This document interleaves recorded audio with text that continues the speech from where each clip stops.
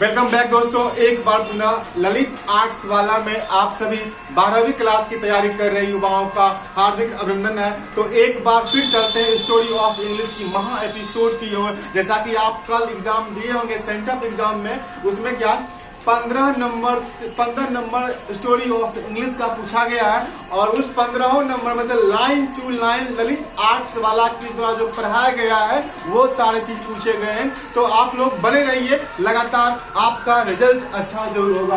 चलते सबसे पहला प्रश्न है कि टुडे, सबसे पहला प्रश्न बउआ कि टुडे इट इज इम्पॉसिबल। ये क्या लिखा हुआ है?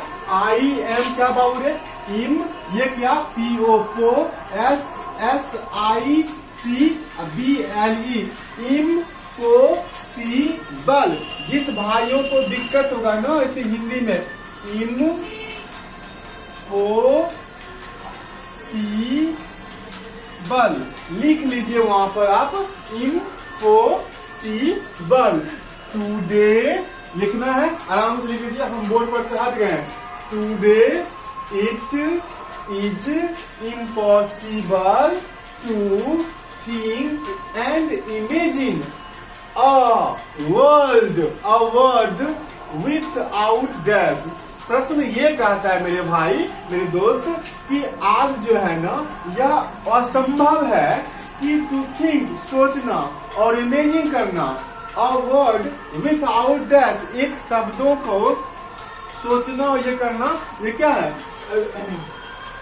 ठीक है, WORD वर्ड होना चाहिए, वर्ल्ड नहीं होगा, WRL नहीं होगा, WORD वर्ड। ठीक है, वर्ड किसके बिना आप एक शब्दों को ना सोच सकते ना कल्पना कर सकते हैं, तो वो क्या है? द प्रिंटिंग मशीन, जिसको बोलते हैं छापा खाना। ठीक है, द प्रिंटिंग मशीन, जो मशीन छापने का काम करती है उसी का है। तो फिर से एक बार आराम से कर लेते हैं कि today it is impossible to think and imagine a world without dash, answer the printing machine. बोल बउआ कोई दिक्कत? आगे चलते हैं। The printing press set up by dash, यानी प्रिंटिंग मशीन, ये लिखा हुआ द, ये printing press set up by dash, यानी प्रिंटिंग प्रेस का सेटअप ने, यानी सेट किसने किया, किसने लगाया था? तो विलियम कैक्स। देखो CAX TON, इसका नाम कैक्सटन। क्या होता है इसको? तो हिंदी में लिखा हुआ है Caxton, William Caxton, William Caxton. The printing press set up by dash, printing press को किसने सेटअप किया? तो विलियम कैक्सटन ने। किसने क्या बाबू? William Caxton. फिर कहता है इस दोनों में बउआ किसी प्रकार कोई दिक्कत बताओ। क्या कहता है? Today it is impossible to think and imagine a world without dash, the printing machine. Printing machine के बिना हम लोग ना सोच सकते हैं ना एक शब्दों की कल्पना कर सकते हैं। ठीक है, फिर कहता है कि द प्रिंटिंग प्रेस किसने लगाया, किसने सेटअप किया? तो विलियम कैक्सटन ने किया था। अब कहते हैं कि मिडिल इंग्लिश वाज डैश, आराम से समझेंगे बाबू। ये लिखा हुआ है मिडिल, ये है इंग्लिश, वाज डैश, यानी मिडिल इंग्लिश को क्या, मिडिल इंग्लिश क्या थी? ये किताब का एक लाइन है। मिडिल इंग्लिश एक देखो, DIA डाई, LEC लेक, TITCAL कल, डाइलेक्टिकल। क्या बोलेंगे बाबू? डाइलेक्टिकल। देखो DIA डाई, बोलो वहां बैठे हुए, DIA डाई, LEC लेक, TITCAL कल, डाइलेक्टिकल। क्या बोलेंगे बाबा? डाइलेक्टिकल। अगर जिसको दिक्कत है तो डाइलेक्टिकल लिख लो, डाइलेक्टिकल। देखो modern English is a dash language. Very very important है ये प्रश्न बउआ कि modern English is a dash language.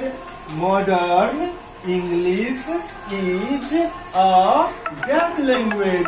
इसका आंसर है modern English is a standard language. देखो STAN standard DARD standard STAN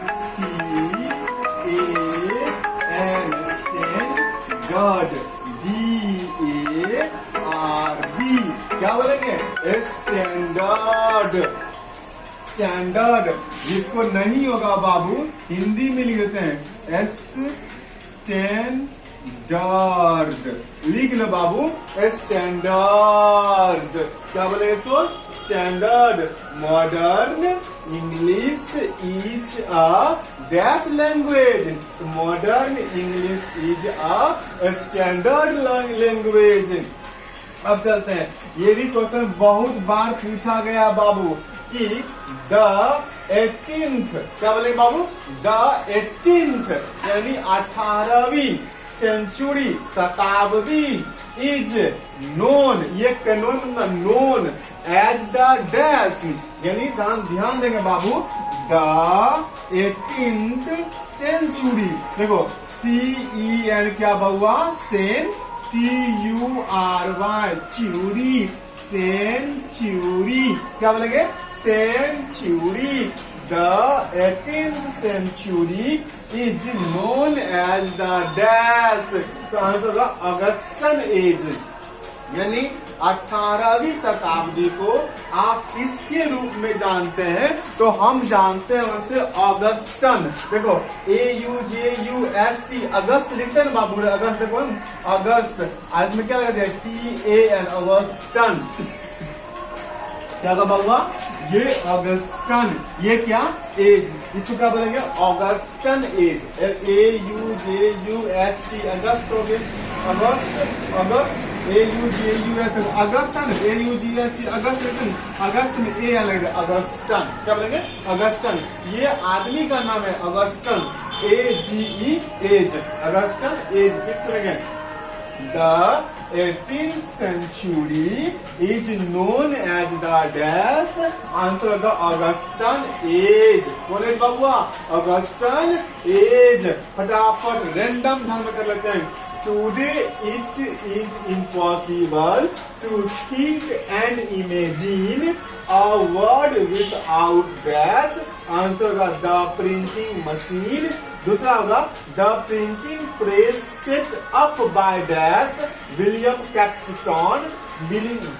तीसरा नंबर है कि middle English was dash dialectical. Modern English is a dash language तो standard language. The 18th century is known as the dash Augustan as.